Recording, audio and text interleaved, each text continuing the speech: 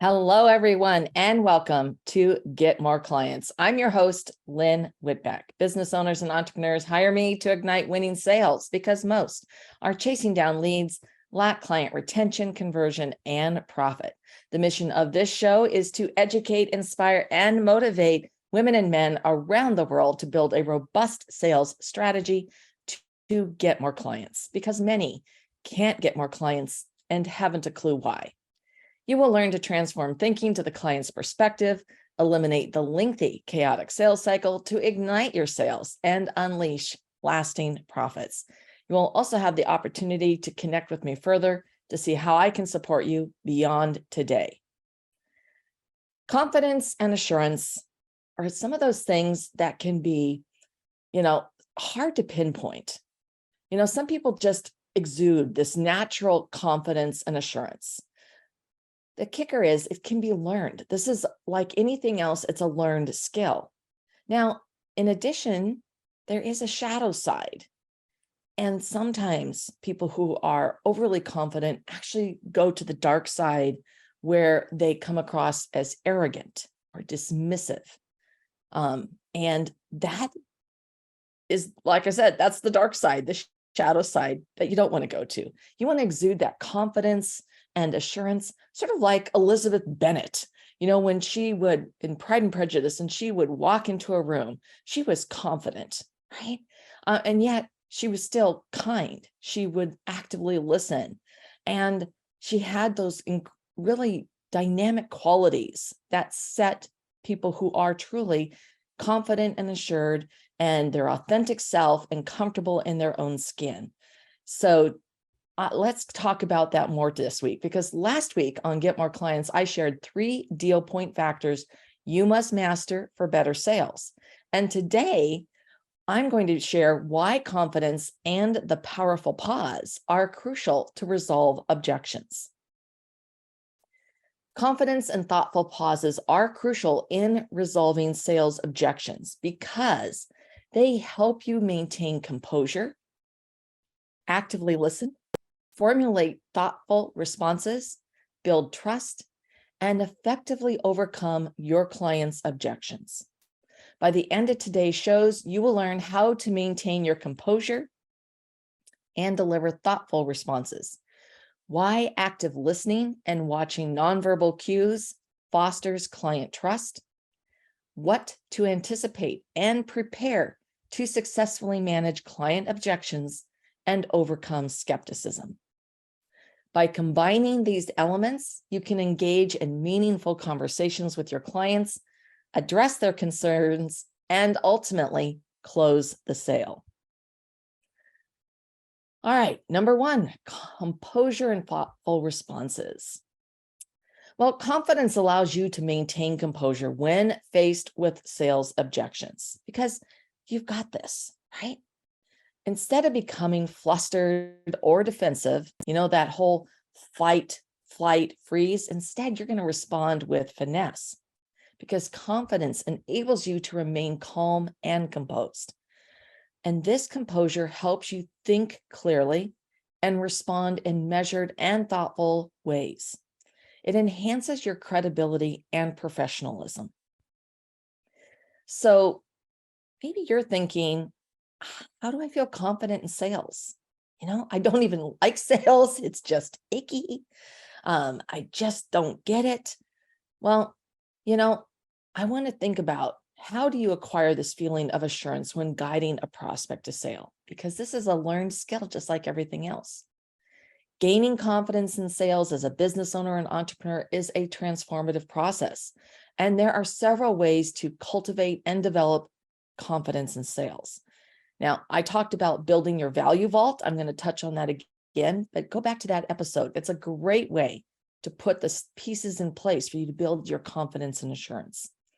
So number 1 is that knowledge and expertise that you already have. So you have a deep understanding of your product or service, right? If you don't, go get it, acquire that, all right? How it solves your clients' problems. All right. What do they want, need, or lack? How does it benefit them? Why does it matter to them? And how does it enable your product or service How does it enable your clients to achieve their goals, their initiatives, or their dreams? The so they can that I talk about all the time. The more knowledgeable you are about your client why, the more confident you feel when discussing and presenting your offering to potential clients. Number 2 is sales training and development. Exactly what you're doing right here, right now. Invest in sales programs, coaching, or workshops. Learning from experienced sales professionals like myself will boost your confidence by equipping you with the necessary skills, techniques, and strategies to handle situations, objections, negotiate, and close more sales. 3, practice and role playing. I've talked about practice and role playing often. And, sometimes you can do it with a group of girlfriends or a group of guys or both with wine or beer and have some fun with this. Role playing is an excellent way to gain confidence in sales. So practice with your colleagues, mentors, or even in front of a mirror. I used to do that. I could drive when I was on my way to an appointment. I would literally be going through the conversation out loud in my car, talking out loud as I drove. I also would do this with my dad. He was a great mentor, and I would book a room at our local library and I'd go through an entire presentation and, really planning for those objections that would come up or questions. And as I said, this is something that you can have fun with, and be sure to simulate real life scenarios. And other words, what I mean is have people come up with objections, have them come up with questions, have a naysayer in the room or somebody who has a different agenda. This helps you manage and respond with that finesse. And when you do so, you're going to learn how to refine your approach, improve your delivery, and build confidence in your sales. So number 4, when it comes to learning how to gain confidence and assurance in your sales, celebrate your wins. Come on, woohoo, let's have a dance party. Celebrate your achievements, big and small. Success breeds confidence. So each win boosts your belief in your sales capabilities. Just yesterday during a podcast, it was like we're talking about how no, you get to the yes, and you celebrate, well, that no means that I'm that much closer to my yes. Woohoo, right? So find all those big and small ways that you can celebrate. So number 5 is to learn from rejection. Rejections are inevitable in sales. It's just not everyone is going to want or need your product or service, either not now or in some cases, not ever. It's just not a good fit. However, these experiences serve as invaluable learning opportunities to analyze what can be improved upon and what went well. The process of reflection enhances your confidence in handling future objections, questions, and navigating potentially challenging situations. So number 6 is seek feedback and mentorship. So actively seek, that input from your clients, from your colleagues or mentors, your coaches, the sales programs that you're involved in, on those Q&As, on the coaching calls. This is important to provide and seek out those individuals who can provide you with constructive criticism and guidance.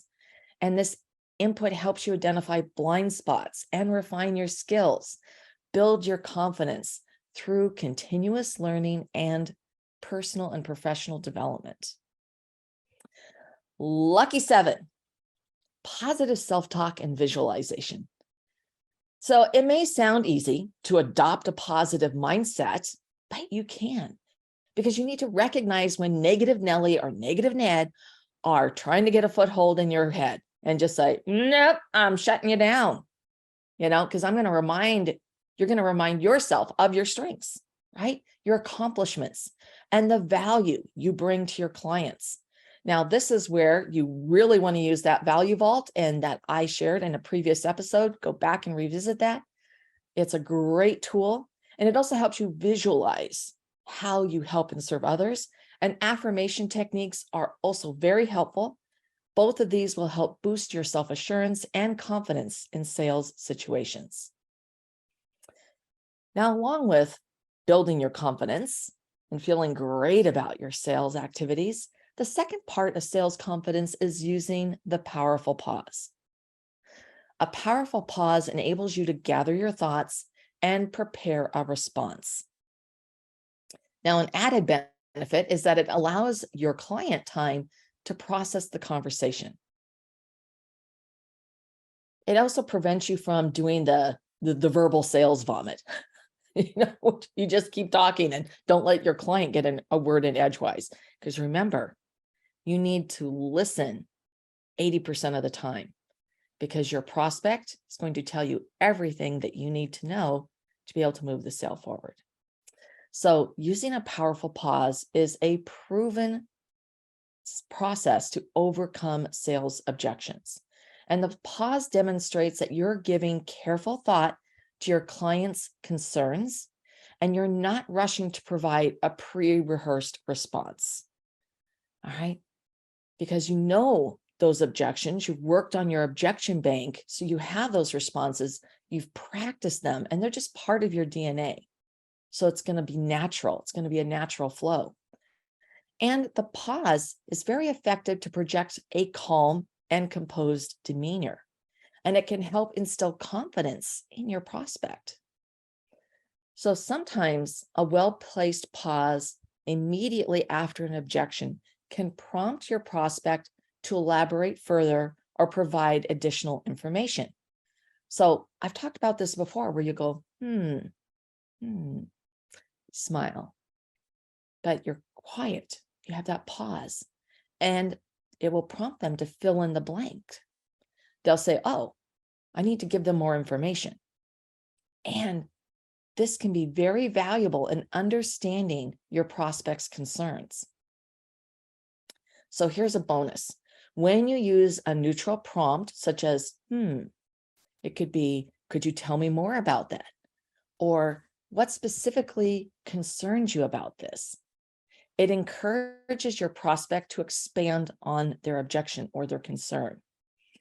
And by taking the time to listen, reflect, and respond strategically, you demonstrate that you value your client's input and are genuinely interested in finding a solution that meets their needs. All right. Point number 2, as we move through, active listening and nonverbal clues. Clues and cues.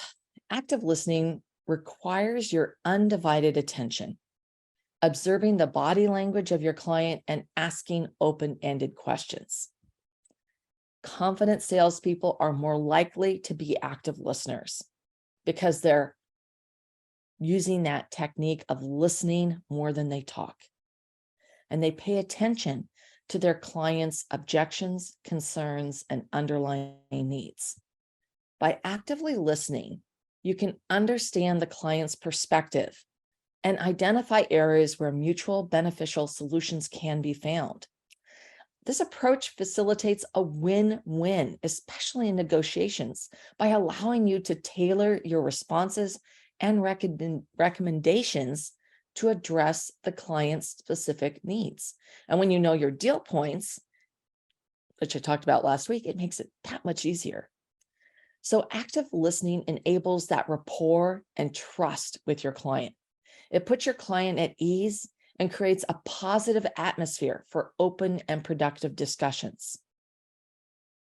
So nonverbal communication is reflected in your and your client's body language, their tone of voice, and their overall demeanor.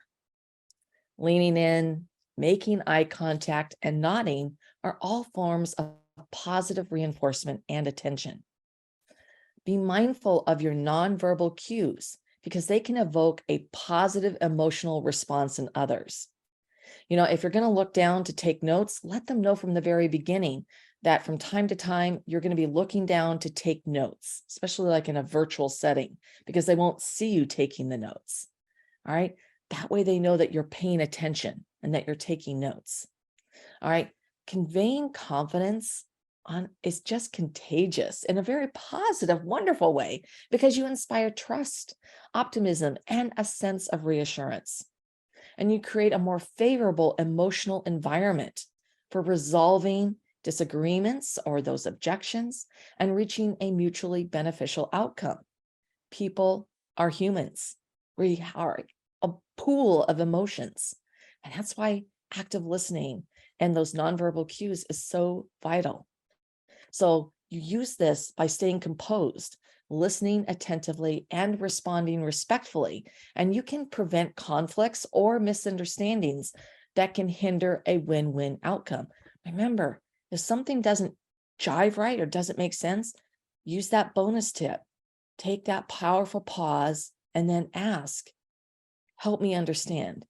Tell me more. I'd like to dive into this further.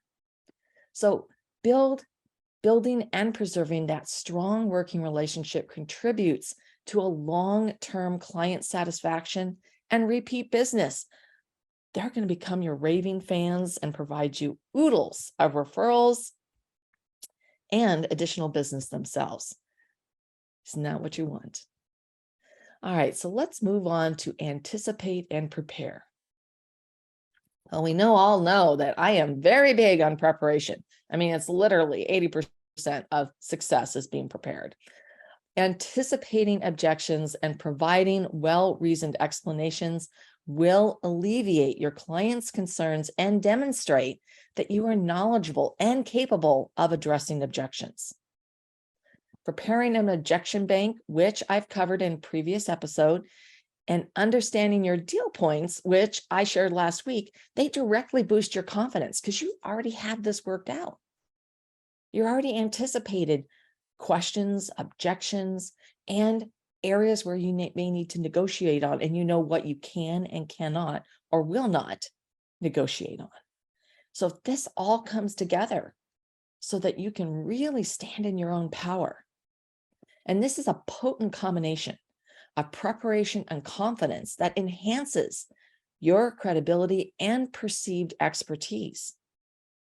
So I want you to think about that perception. Your client's perception is truth, right? They don't want to think of you that you're a hot mess. Heck no. They want to look at you and say, gosh, they are confident, they're credible, they're capable, they're experts. They know what they're doing, right? And when you confidently address objections, it conveys to your client that you have a deep understanding of the matter and are well prepared to address concerns. Objections often arise due to skepticism or doubt, right? You've all been there. You've all thought, okay, this just sounds too good to be true. And in some cases, it is too good to be true. But when you've done your due diligence and you're having those conversations and you know the right questions to ask, and the person that you're working with is patient, they're understanding, they are considerate, they're letting you finish your thoughts and your concerns, your objections, and then they're pausing to respond to that. Maybe they're prompting you to understand more about where you're at. And when they respond, you're going, okay, they get this. They get me. They understand where I'm coming from. That makes sense, right? Just reverse engineer it. Think about how you feel when you're in those situations. And then how do you want your clients to feel? How do you want that prospect to feel? You want them to feel that they can truly trust you, that that's the right decision for them to move forward, that it's a good fit. It's a win-win, right? So anticipating objections and practicing objective handling enables you to adapt your approach if needed. Preparation increases the chances of resolving your client objection successfully and moving them closer to a buying decision.